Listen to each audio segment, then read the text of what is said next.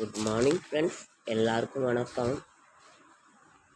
இன்னைக்கு திங்கட்கிழமை.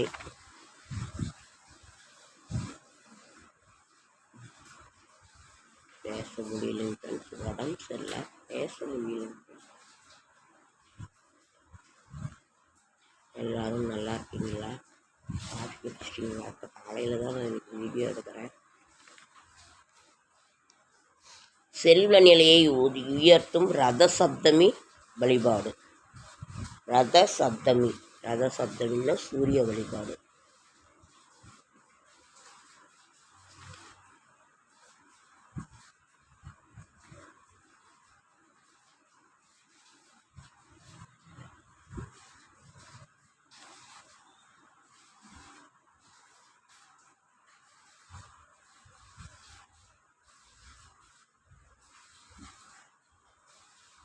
சூரியனுக்கு உகந்த பத்திரம் இலை, எருக்கம் இலை. ரத சப்தமி என்று 7 எருக்க நிலையை வைத்து நாம குளிக்கணும். இங்கே இங்கே இங்கே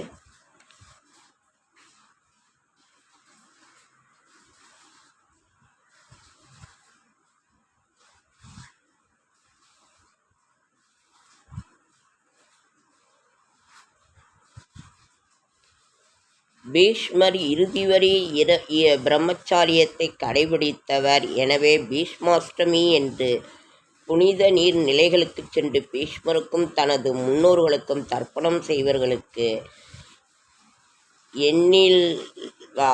எண்ணில்லா வாழ்க்கை அமையும், இன்பம் பேறு கிடைக்கும்.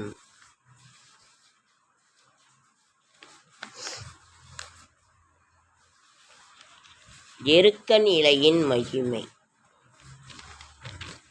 ஏற்கனவே நம்ம சொல்லியிருக்கோம், இருந்தாலும் நான் சொல்கிறேன். குருச்சேத்திர போரில் பீஷ்மர் உடல் முழுவதும் அம்புகளால் துளைக்கப்பட்டு அந்த அம்புகள் படுக்கைகளாக மாறிய நிலையில் படுத்திருந்தார். பீஷ்மர் அவரது உடல் முழுவதும் வேதனையில் துடித்தது. பீஷ்மரின் தந்தை, நீ விரும்பும் நேரத்தில்தான் உன் உயிர் பிரியும் என்ற வரத்தை அளித்திருந்தும், ஆனால் அப்போது அவர் உடல் நடையிலும் வேதனையால் துடிக்கின்றது. என்ன காரணம் என்று, அதாவது உயிர் பிரியல என்ன. அப்போது அங்கே வந்த வியாசர் தன்னுடைய இந்த நிலைக்கு என்ன காரணம் என்று கேட்டார். அதற்கு வியாசர், ஒருவர் மனதாலும் உடலாலும் தவறு செய்யக்கூடாது, தவறு செய்வதை பார்த்து கொண்டு இருக்கவும் கூடாது. சிறந்த புத்திசாலியான பீஷ்மர் கௌரவர்களின் திரௌபதிக்கு அளித்த அநீதியை பார்த்து கொண்டிருந்தார். உடனே வியாசர், ஒருவர் தான் செய்தது மகா பாவம் என்று உணர்ந்து வருந்தும் பொழுதே அதற்கு பரிகாரம் உண்டு, கடவுள் மன்னித்து விட்டார் என்று அர்த்தம். நாம் தப்பு செஞ்சிட்டோன்னு நினைக்கும் போதே அது கடவுள் மன்னிச்சிட்டாருன்னு அர்த்தம். அதனால் 7 எருக்க நிலையை கொண்டு வரச் செய்தார் பீஷ்மர். உடனே கண், காது, வாய், கால் ஆகியவற்றை எல்லாம் வைத்து அந்த எருக்க நிலையை அலங்கரித்தார். இதையடுத்து அவரது வேதனை குறைந்தது. கொஞ்சம் கொஞ்சமாக மன அமைதி அடைந்தார் பீஷ்மர். தான் நினைத்த நேரத்திலேயே தன்னோட உயிரை மாய்த்து கொண்டார். அப்படி அவர் மரணித்த தினம் ரத சப்தமி. மறுதினமான அதை அஷ்டமி திதி எனப்படும். எனவேதான் பீஷ்மாஷ்டமி என்பார்கள். பீஷ்மர் இறுதி வரை பிரம்மச்சாரியத்தை கடைபிடித்தார். அப்போ எருக்க நிலையினோட மகிமை எவ்வளவு! எருக்க நிலை சாதாரண இல்லை, பிள்ளையாருக்கும் உகந்தது. எருக்கம் பூ. ரொம்ப மயக்கம் வருது ஃப்ரெண்ட்ஸ். காப்பி குடிச்சுவேன், அதான் ஆரியே குடிச்சுவேன்.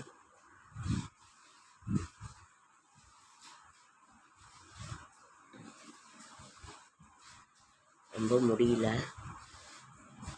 மயக்கம் வருது. எதுவுமே சாப்பிட பிடிக்கல, சர்க்கரை கம்மியாக, இரும்பல் வேற வருது.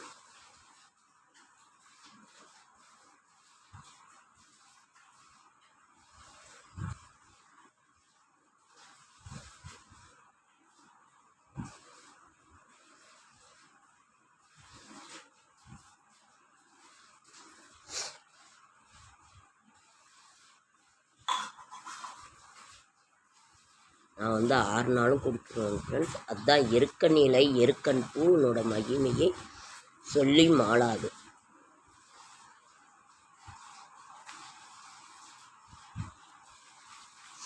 நிறைய சொல்லிட்டு தான் இருக்கிறேன். எங்கே நம்ம எங்கேயும் விளங்க போகிறதில்ல. தூய வாழ்விற்கான அழைப்பு. கொடிமரத்தின் சிறப்புகள். ஒவ்வொரு கோவில்லையுமே கொடிமரத்தினோட சிறப்புகளை நம்ம சொல்லி மாற முடியாது. கொடிமரம் என்பது அந்த கோயில்களில் பலிபீடத்திற்கு அருகே கொடியேற்றுவதற்காக அமைக்கப்பட்டுள்ள பல ஆலயங்களில் கொடிமரம் உள்ளது. சமஸ்கிருதத்தில் கொடிமரம்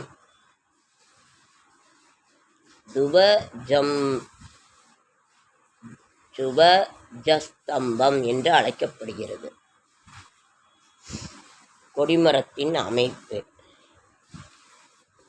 கொடிமரத்துக்கு முன்னாடி லிங்கம் செய்யும் அபிஷேகம், ஆராதனை, நைவேத்தியம் முதலான அனைத்தும் செய்ய வேண்டும் என்பது விதி. கொடிமரத்து முன்னால் தான் நம்ம பண்ணணுங்கிறது விதி. எல்லாம் கொடிமரத்தில் தான் ஒரு பண்டிகை போட்டாலும் இது போட்டாலும் ஒரு இது ஏற்றுவாங்க. அந்த கொடிமரத்தில் தான் எல்லாம் கட்டி ஆரம்பிச்சிட்டோங்கிறத இது பண்ணுவாங்க. அதற்கு பிறகு அதை பண்டிகை முடிஞ்சு இறக்குவாங்க. அற்புதம் நிறைந்த சுசீந்திரம் தானுமாலயன். கன்னியாகுமரியுடன் தொடர்புடைய சுசீந்திரம். அதனால் சுசீந்திரத்துக்கு ஒரு நாள் போயிட்டு வாங்க. ரொம்ப ரொம்ப ரொம்ப நல்லது. தீராத பிரச்சனை தீரும். சுசீந்திரம் தானுமாலயர் சுவாமி கோவில், இங்கே போயிட்டு வாங்க. நைட்டு தான் ஃப்ரெண்ட்ஸ், ஒரு வாரம் கழித்து தண்ணி வந்துச்சு. உங்கள் வீட்டிலலாம் என்ன சாப்பாடுன்னு சொல்லுங்கள். இன்றைக்கி எங்கள் வீட்டில் முள்ளங்கி சாம்பார், பீக்கங்காய் பொரியல், ரசம். அதுதான் இனிமேல் தான் வைக்க போகிறேன். ரொம்ப முடியல, என்ன பண்ணட்டும்.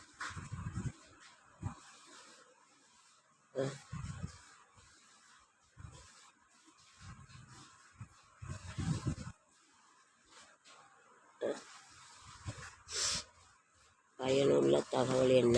இன்னைக்கு பாருங்க, முருகப்பெருமானோட இது வந்திருக்குது. அம்பிகையின் அருளை தரும் ஆடி பௌர்ணமி. எல்லாம் ஆடி வரப்போது. ஆடி தள்ளுபடி போகிறாங்க. சுற்றுப்புறத்தை மாசுபடுத்தாதே. ஆடி பௌர்ணமி. வேண்டுதலை நிறைவேற்றும் ஏலாக்குறிச்சி அடைக்கலாம். அதான் அதனால்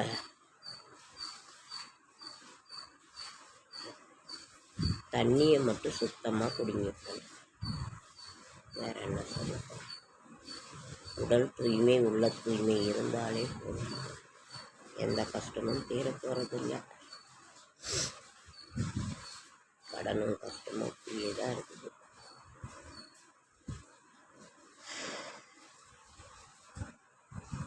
ஓகே ஃப்ரெண்ட்ஸ், நன்றி நன்றி நன்றி.